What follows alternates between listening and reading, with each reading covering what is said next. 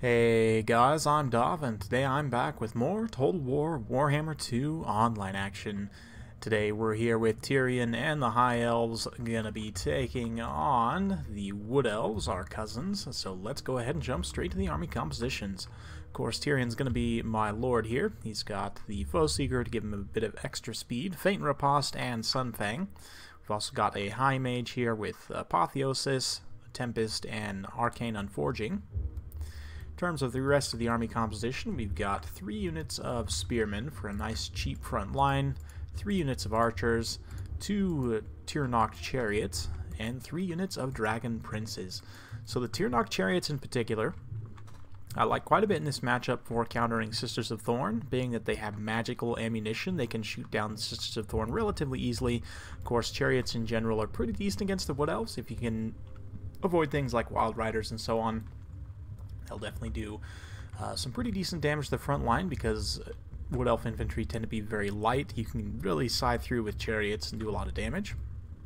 You've also got the Dragon Princes to help with that respect, of course. High speed, high armor, fire resistance in particular means they're pretty much immune to Starfire shafts. Very, very good pick in this matchup. Let's go ahead and take a look at this Wood Elf list. We've got some Hawk Riders out here in the corner. It looks like some Glade Riders with Hagbane tips. 1 Sister of Thorn. We've got Glade Lord, Lady of course, and the Spellsinger Lord of Shadows. Looks like we've got a Way Stalker and some Way Watchers here. Some Eternal Guards with shields, 3 units of Dryads, and 2 War Dancers with the Azrai Spear. That's pretty much it, so let's go ahead and kick the battle in full gear. We'll watch as things unfold. So first things first, you can see we're going to get a little bit of a skirmish phase underway. The Tyrnok chariots starting to square off a little bit with these Glade Riders, and also the archers slightly in range as well, so the Glade Riders are going to pull back there. Don't believe they have dropped any unit models, taken some HP damage, but no unit models dropped so far. So I'm not actually able to see much of this force at all, except all of a sudden these Way Watchers did pop up because you know, the chariot's in range. So the chariot's going to return fire a little bit here, but definitely does not want to stay in range of those Way Watchers. So we're going to pull back behind the hill here, just kind of bide our time, start to do a little bit of scouting. Because I can't see any of most of my opponent's army, we're going to have to do some scouting to figure some things out. You can see we're dropping that massive Tempest here, Overcast, to do some nice damage to these Hawk Riders and to slow them down. Unfortunately, my arrows still aren't able to make the greatest contact, but we do drop a couple of unit models there. I do discover the rest of the army here, and very well played by my opponent. He's going to hit these Dragon Princes with the Prey of Anathrema and then potentially follow up with these War Dancers. It looks like at the very least these Way Watchers going to be shooting in here, and the Spellsinger getting involved for whatever reason. It looks like the Azrai Spear actually not collapsing like they should. Here come the Tyrnok chariots getting a nice quick charge through the Way Watchers, then going to be bogging down a lot of these frontline troops. The Dragon Princes, of course, since the War Dancers and stuff aren't in, just going to do a quick face charge right into those Way Watchers and then pull away. Same thing with these chariots. We're going to try and pull them back and away. Probably going to take some damage on these Dragon Princes. Hawk Riders do AP and melee, and when they're getting rear attacks like this, they will be able to do a little bit of damage. But meanwhile, the main force for the High Elves here is pushing up the hill. We're going to be taking this high ground position here to then rain fire down with our archers. My Wood Elf opponent pulling back to the woods. Of course, Wood Elves definitely get some benefits from fighting in the woods, but you can see Tyrion using his high speed here to come in here and try and do a little bit of an assassination on the Glady. He is going to be able to put some solid hits on her and a little bit of friendly fire coming down as well. Now, Tyrion doesn't have a missile block chance, so you have to be very, very careful of Way Watchers. Because he lacks that missile block chance. And here comes the Sunfang right across these War Dancers in the front line. This is a very high value. Oh man, and it does a ton of damage to 2 units of War Dancers with Azrai Spear. So despite us losing out on a unit of Dragon Princes there, was probably worth it in the end. Got 30 kills on Tyrion on some very high value infantry there. You can see Arrow of Kurnus going out, trying to snipe out some more of these Dragon Princes here, but now the High Elf force is going to be pushing up, establishing a nice front line here. Tyrion not wanting to stay in this situation for too long, especially once that Prey of Anathrema comes off cooldown, so we're going to do a quick charge on that Way Stalker, drop an Apotheosis, and then try and get out of there. More Dragon Princes charging in on this side. My opponent blocking very well with the Eternal Guards with shields, so we're going to pull back away. Just kind of continue to harass the flanks. Unfortunately, I did leave these chariots in for a little long, and they did get routed off, but hopefully they'll be returning. And yeah, you can see Tyrion just bogging down these War Dancers, even though they will do a lot of damage to him. He's going to hold them in place momentarily while the arrows come in and do the damage. And yeah, those War Dancers are going to rout off. You can see, meanwhile, my Dragon Prince is definitely taking the south end of this engagement. Unfortunately, the Sisters of Thorn and Glade Riders kind of bogging them down and allowing the Spears get in and do their work. Meanwhile, the High Elf Spearmen now going to be engaging in the front line here. You can see Tyrion's also pulling back slightly. We're going to try and use the Anvil of the Spears a little bit more effectively here. We haven't really been using them much so far. So you can see Dryad's going to try and get onto archers here. We're going to immediately hit them with the side charge from some more reserved Dragon Princes here. So we'll watch as the charge unfolds here.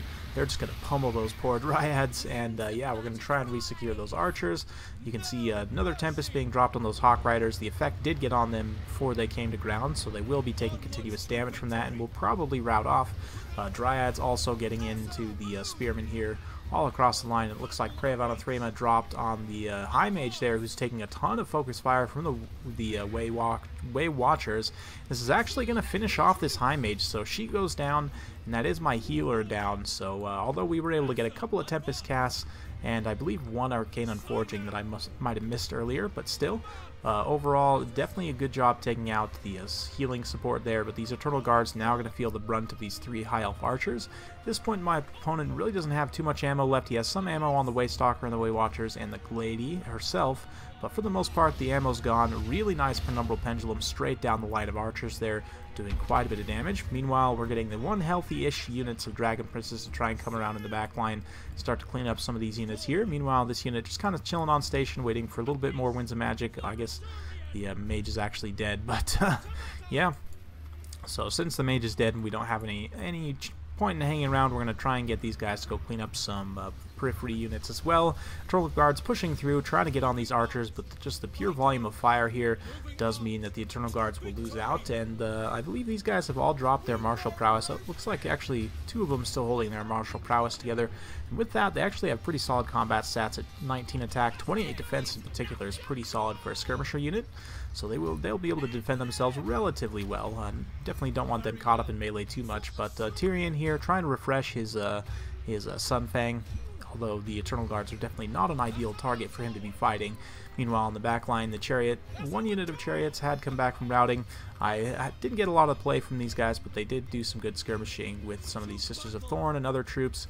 The Sisters of Thorn, you can see, have taken quite a bit of damage, and a lot of that came from the magic missiles of the Tyrannok Chariots. But at this point, these Dragon Princes a little bit out of position, going to get caught out here and probably routed off.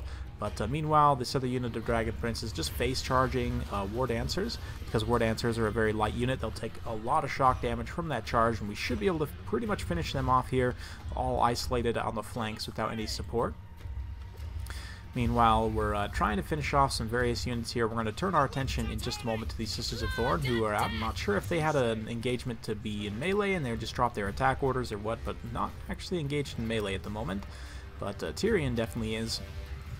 Another Arrow of Kurnus, a nice side shot there, does actually some pretty solid damage, and now we're going to be pushing through with Dragon Princes into this backline area to start cleaning up the rest of this stuff here. You can see the Way Watchers are out of ammo, as is the Way Stalker. The Glady just used up the last of her ammunition as well, so now we're going to get a pitched late game melee engagement. So we'll watch as things kind of unfold here. The Glade Riders are going to be able to stay out in front. They're one of the few units that does have a little bit of ammo here, so we're just going to go ahead and start collapsing some of these units of Dryads. So let's go for a ride along with these Dragon Princes as they prepare to get a beautiful scenic charge into this unit of Dryads. And yeah, they're going to get crushed pretty hard. No big surprise there. And immediately we're going to pull away. Very nicely played, though, by my opponent, dropping that last Praevanna Threma, holding them in place. That being said, probably should have saved it for Tyrion going after the Glady herself. And at this point, Tyrion, I mean, he has the speed to be able to keep up with her. Tyrion's probably one of the fastest melee lords in the game, and that's one of his big advantages. But yeah, this Glady's going to have a hard time staying out in front of Tyrion. And once he finishes off her leadership, we should be able to finish off the rest of the Wood Elf forces here. You can see Glade Riders coming in for one last desperate charge against the Archers, but the Dragon Prince is immediately following up, really taking them off. The last Sunfang goes down, getting a ton more kills for Tyrion. He just jumped up to 112 with that, and it does look like he's going to be finishing off the Glady here as well. So Wood Elves gave it their all, but the High Elves proving to be better in this particular battle. I do think overall that the High Elves have the advantage here. It looks like another beautiful pendulum going down in the very late game, despite the Glady fall. It looks like a little bit of a bug there with the Lady going into the T-pose, but anyway, fun battle at the end of the day. Hope you guys enjoyed watching. And yeah, as I was saying, I do think this matchup potentially favors the High Elves a little bit. It's one of the few matchups for the Wood Elves that I think is difficult, just because the High Elves can outrange you somewhat. They can definitely compete in a shooting fight, and Dragon Princes are a really tough unit to deal with. You can see 2 units my opponent dealt with relatively well, but the third 132 kills, 2 XP chevrons, some really nice work done. You can see the High Elf Archers definitely did some work as well, 60, 38, and 28 against relatively high value Wood Elf units. The Chariots didn't end up paying out a ton this time, but they did some okay work at 113 for Tyrion himself. Definitely I like him in this matchup. Typically any matchup we're going to be facing more low armor lords and heroes. I think Tyrion's a better option, but yeah, for my opponent, a little bit of an interesting build. I'm not sure about the point of Dryads in this particular matchup. They're going to struggle even against like spearmen. You saw in that battle they weren't able to cut through them super efficiently, so I'm not really sure about that pick in this matchup. Other than that, I think this army is pretty solid. You know, you can't really go wrong with a lot of these tools. But overall, well played to my opponent. Hope you guys enjoyed watching. If you do like this kind of content, feel free to like, subscribe, hit that bell notification button so every time I upload a new video, you'll be notified. Going to be a little bit slower on the content over the weekend as I am very busy with work, so we'll only be looking at probably 1 video a day over the weekend, but we'll be resuming the typical 2 videos a day next week. I have some fun stuff planned for the upcoming release of Norska. We're going to get into how to read unit cards and a few other things, so stay tuned for that, and we'll see you next time.